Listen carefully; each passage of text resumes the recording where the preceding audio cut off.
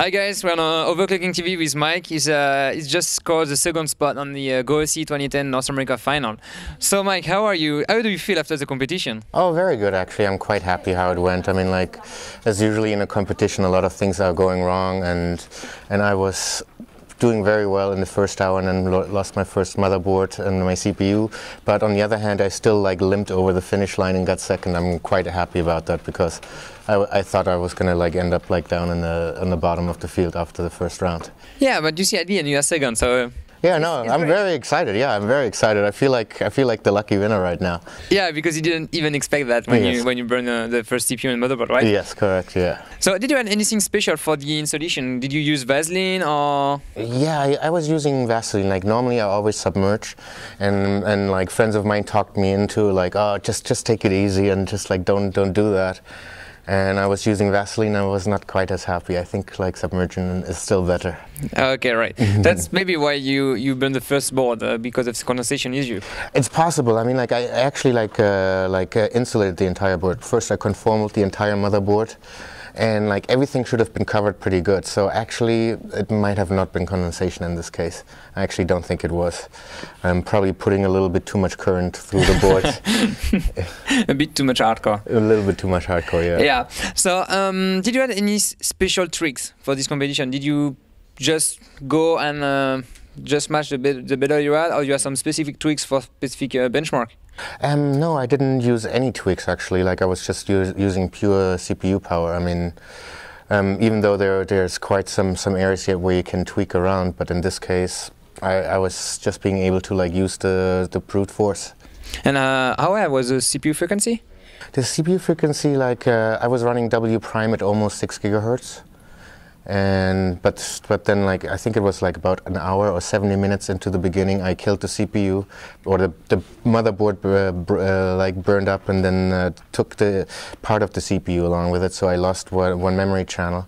So instead of 3 channels, I only had 2 channels. So from that point on, I was only running 2 channels, which was definitely hurting for SuperPi and Maxman in particular. What's your feeling about this event in general? Was it a lot of friendship and nice to see some friends? Yeah, no, I mean, this is I mean, that's the best part of this. I mean, everybody who was this year at the GOC was totally relaxed. I mean, we all had agreed on what we're gonna do and what not before the event. And from that respect, I mean, we're coming here as a competition. I mean, it's really not so much of a competition, but seeing whose hardware is working the best. So from that perspective, everybody was taking it as more of a get-together than battling each other out. Yeah, that was, you can still help the other guys stuck with something. I think you're proud to be a contestant here. Oh yeah, absolutely. Very proud, yeah. And you are the second winner of the tickets to Taiwan for next month for the worldwide final in Taiwan. Yes. But how do you feel to compete with the best guy in the world? Oh, it's going to be exciting. You know what? I'm actually think it's just another similar contest as here, but we're here only the Americans will get together, and in Taipei, we get to meet all the other overclockers from around the world, and that's going to be the best part of it. I'm looking forward for that. Okay, cool. Another normal corporate question: what do you think about Gigabyte motherboard quality? The Gigabyte motherboard, I love the UD7 actually. I run it for some of my at-home systems and work systems. I love it. It's to me, it's pretty much the best air board there is.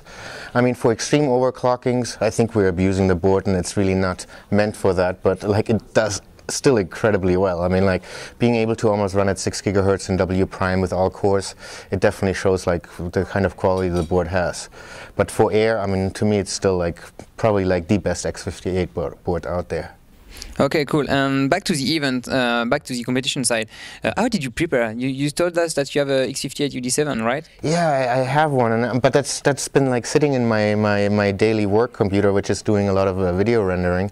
So I haven't been able to prepare on that board at all. I mean, that board was running, and then on the last day before I came here, I decided, you know what, I need to prepare a little bit. I take out the board, put it in nitrogen, and killed it. So much for that.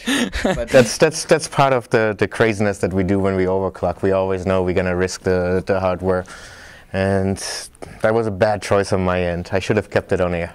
How do you feel about Gigabyte supporting the overclocking community? Do you think that they are doing a lot with GOSI and online competition and stuff like that? Yeah, I think they're doing a really, really great job by supporting us as overclockers. I mean, and I really loved about Gigabyte that's been from the beginning stepping up and supporting us overclockers. I mean, right now we just, as overclockers, have to like explore like different things, whether it really makes sense to make it a competition. I mean, we're going there and we're running hardware. I mean, in this competition in particular, like it really depended who was the best CPU. I had probably the best CPU for about an hour until it got damaged. But so I mean, like sometimes I feel sorry that we have to compete against each other, because at the end of the day we are all friends, and all of a sudden like now you guys compete, and like we're like, okay, who's got the best hardware? So we have to find the right things to do for ourselves. But other than that, yeah, I love what Gigabyte has been doing.